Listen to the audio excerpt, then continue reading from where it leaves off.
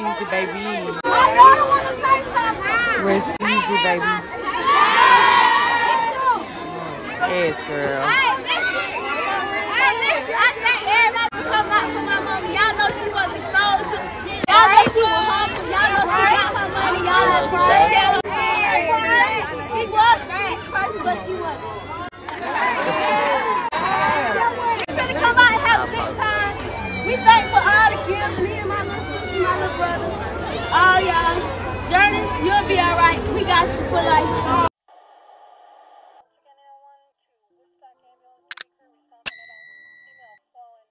Right, we've learned that the warrant being served was for the Courtney Reese. That is the mother of four that we've talked to you about that was down last week in Atlanta, not too far from Cleveland Avenue. Big breaking news for you today. We do have our crews spread out in Henry County and Atlanta, bringing you every single angle of this story. Yeah, so we understand the officer is doing fine. He is getting treatment at Grady Hospital, flown in by a Henry County Sheriff's Office helicopter. But the good news, according to the Atlanta Police Chief Darren Cheerbaum, this officer is expected to be okay. Of course, he was shot in the arm after trying to help out executing a search warrant down in Stockbridge, Henry County. Chief Cheerbaum says, again, that officer should be okay after being shot. That task force executed the search warrant on Derrick Rankins, the man accused of shooting Courtney Reese nearly a dozen times, the mother of four.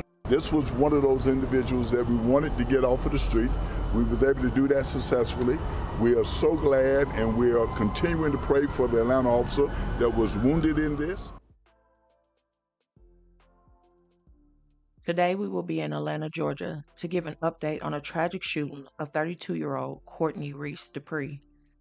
If you're not familiar with the crime, she was a mother of four gunned down on camera, shot 10 times at point-blank range. She begged and pleaded for her life as she stood outside a home that her kids were at. It was one of the most horrific crimes of DV on a black woman caught on surveillance. The male suspect had no regard for her life and was beyond determined to take her life, even after his gun jam. The video was truly so disturbing and never should have been released, especially with the audio of her struggling to breathe. She sadly took her last breath on that video, and he walked away like it was just another normal day. With the news spreading like wildfire and a picture circulating around, did not take authorities much time to find the suspect. 33-year-old Derrick Jamal Rankins was the name officially released by authorities, and he was in fact the man in the picture with the white shirt and blue shorts.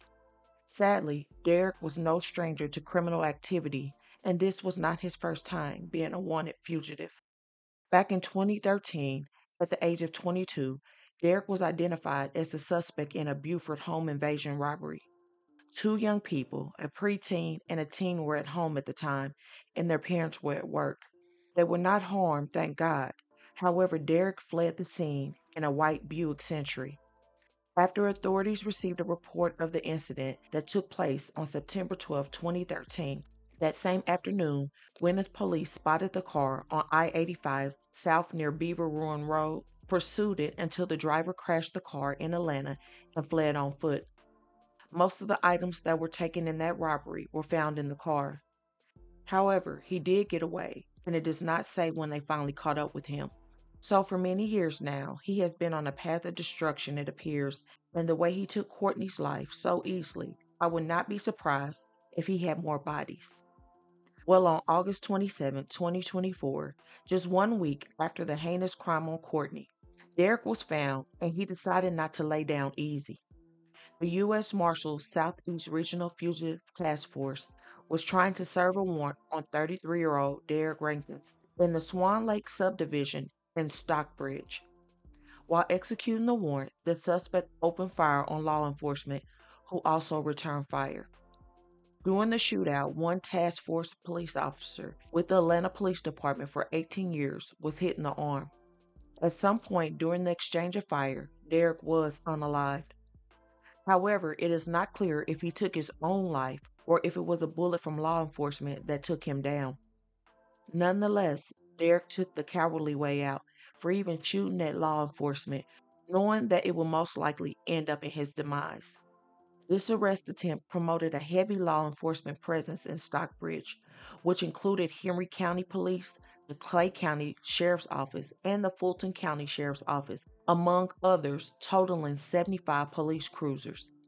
The officer shot is expected to recover, and now a dangerous man is off the streets. Focus all day has been on the house right down the street from me. I want you to take a look at this video that we got earlier from all different areas of the scene, because law enforcement had this neighborhood pretty much locked down. Again, this is the scene off Linden Lake in Swan Lake subdivision in Henry County. A member of the U.S. Marshals Southeast Regional Fugitive Task Force says they were serving a warrant out of Atlanta when an Atlanta police officer working with their team was shot and hospitalized. APD tells us that warrant was being served this morning. And we know multiple agencies responded to this shooting. From our initial vantage point, we saw Henry County Police, Henry County Sheriff, the GBI, Clayton County Sheriff, Fulton County Sheriff, and the Georgia State Patrol all on scene. And then more and more cars kept coming, and I finally found where everything was, and then I got stuck. And come to find out, my wife was looking it up online, trying to find out what was going on. Next thing we found out, it was a service warrant, and Marshall got shot. And luckily, he's going to come to find out he's going to be okay. But at that location, Mr. Rankins opened fire on members of the Fugitive Task Force.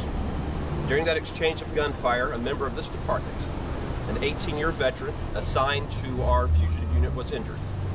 And thankfully, those injuries are not life-threatening. And I want to thank God for having the hand of protection over our officers today, and the phenomenal staff of Grady Hospital for their work in providing medical care, which they continue to do behind us. Fortunately, no other members of law enforcement were injured. At this point, the suspect who we were seeking to take into custody is deceased, and the Georgia State Patrol, the Georgia Bureau of Investigation will be conducting an investigation into this officer-involved shooting. As for Courtney, her homegoing is going to be on August 29, 2024 at Christ the Lord Church of Atlanta in Decatur, Georgia. So many people had so many questions as to why he did what he did, and now, with both of them gone, no one will ever truly know why, most likely. This should have never happened, and her life mattered. My continued thoughts and prayers for the family and loved ones, and I pray that they have some kind of peace knowing that the man is off the streets for good. Please don't forget to comment your continued thoughts and prayers for this family, because this time is still difficult for them. Hit that like button and share to make your people aware. And as always, remember to stay woke. Things change quickly.